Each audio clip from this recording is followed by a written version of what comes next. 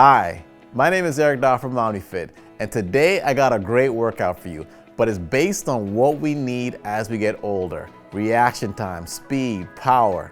Well, the greatest or one of the greatest pieces of equipment to use to get those things is the kettlebell.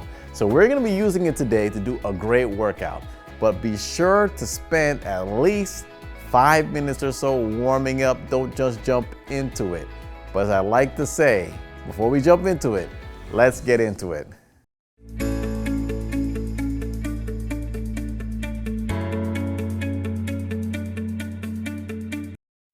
Now that we got our timer set, let's begin. Grab your kettlebell with one hand and we're going straight into a one-arm swing. For this one-arm swing, I really want you to focus on swinging from your hips more than your knees. And then once you come through with the swing, I want you to really focus on catching right in front of your chest. As you notice, I'm swinging with my right hand. I'm breathing in on the way down, out on the way up, in on the way down, out on the way up. And I want you to also remember what hand you're swinging it in as you're doing this exercise. Because we're not switching yet, but we're gonna set our timer again, 30 seconds, and I want you to do a figure 8 or thread it right between your legs. If you notice, even though I'm going down with my legs, my upper body stays pretty much upright or tall. The big problem I think a lot of people have with this exercise is that they end up hunching over to get lower, which I don't want you to do. I want you to stay low with the legs. This is where you're gonna feel the exercise, right in those thighs, working those thighs muscles as we go under one leg, under the other. So now as we remember, we have to switch hands. Once we set our timer, we're gonna put in the other hand. Again, swinging from the hips, right to the chest, catching, and again, use momentum. This exercise is all about power and speed. You're not supposed to do this slowly. You're supposed to use the momentum of the swing to really bring the weight up. The weight should be coming up from the power generated from the legs, not with your arm as much. Your arm is just holding the weight, to be honest with you. I'm really generating the power from my legs. Okay, we finished. We got our weight, we gotta set our timer, we're putting that weight right between our legs. Now we're doing a gorilla row. So I want you to remember and focus on a couple of things in this exercise. First off, you can see me pulling my elbow straight back, which is number one, the most important thing to do. Elbow straight back. The other part you have to really be focused on is your posture. If you were to draw a line from my hips to my head, it'd be a straight line, about a 45-degree angle. You don't want to be hunched over in this position as we drive those elbows straight back. Next, we're going to go right into a balance exercise. It requires a bit of coordination, a bit of balance. This is like a farmer's carry balance exercise. If you want this exercise to be harder, there's several things you can do. You can either grab a heavier weight, which will make you work a little bit harder to keep that balance. Or if you want it easier, forget the knee lift. Just go ahead and walk heel to toe. Either way you do it, the main thing is you want to maintain a nice, tall, upright position, walking heel to toe. This works the balance, it works your coordination. Before I forget, we got to switch hands. We got to go back. It works your balance, it works your coordination, and it also is a great core exercise. Just being able to maintain that upright position and have it in an unbalanced position is great for your core. Gosh, folks, let's go ahead and let's keep walking those last few steps. Make sure we make this good as we keep our upper body nice and tall, everybody. Beautiful. That looks good. And so that once we finish our last few steps, we're gonna go ahead, we gotta set that timer again. We gotta make sure we get that 30 seconds. Now we're going sideways.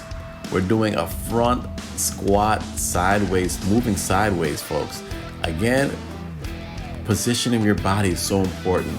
Can you maintain an upright position without hunching over? The other thing I want you folks to really focus on is when you see me take a step to the side, that is the space you're supposed to drop your hips into. So you're gonna see me take a step right here and then drop my hips in that space. As we set our timer, we gotta go back. So again, I want you to open your feet up, and that's the space you drop your hips.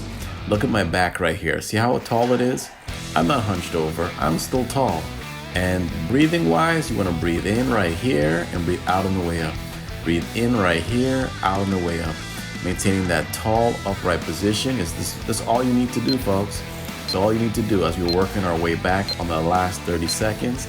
Again, we should feel that right in the legs as we're doing this exercise, keeping the weight right about chest height. Beautiful. So now we're down on one knee, and this position is a really great core position to begin with, because again, I have to maintain a nice tall upright position to maintain that, which is great for my core. With the weight, we just want to drive it straight up from the chest out. This is great for our core, but also great to work those shoulders, those posterior shoulders, or those not the posterior shoulders, the front shoulders. We want to work our front shoulders as we're in this position. Just pushing straight out, engage your core, and staying as tall as we can. Once we're finished, we're going to switch knees, do the same thing. If this is too easy, what I'd encourage you folks to do is narrow your stance. So sometimes I notice when people do this exercise, their leg is far out to the sides, whether it be their back leg or their front leg. Narrow it. Try to keep that knee right under your hips or right in front of your hips on both sides. That'll make a big difference. The other thing I want you to focus on is, you see me in this position, look at the line from my knee all the way to my head. It's straight, folks. You shouldn't be leaning back. You shouldn't be leaning forward. Beautiful. Now we finished both sides. I'm going to have you go right to the ground, keeping your weight. I'm going to set my timer first. Before I grab my weight, I keep my hips in the air and do an overhead pullover. Can you keep those hips right in the air? While I'm working my upper body by doing the pullover aspect, I'm really getting a good workout with my hips, maintaining this upright position. One thing I notice with a lot of people is they have weak glutes. This is a really great glute strengthening exercise as I'm working my upper body, as I'm working my core. Can you maintain an upright position as we're doing this? Keeping everything nice and tall. Beautiful. So the great thing in the next exercise, you don't have to move very far. So I'm just going to keep the weight right over my chest and do alternate leg march. This may be challenging. I'll let you know already. This may be challenging. If this is really hard, I want you to forget about the weight, put it down, put your hands beside you. However, if you can do this, keep those hips high. See how high my hips are? I'm keeping them up, which is really engaging my core again and engaging those hip muscles, those glute muscles that need to be worked. Okay, beautiful. We're finished.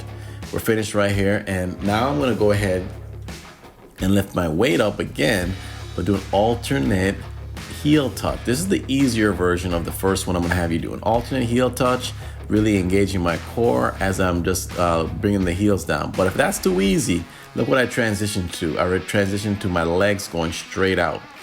Again, this is really important to engage your core. If you could also keep the lower back flat, very important. You don't want your low back popping off the ground as you're doing this. Folks, we are done. That's it. How do you like this workout? So how was that workout, folks? For me, it was good, but if you need more or want more, do that workout in a couple of rounds. Take a minute in between and jump right back into it.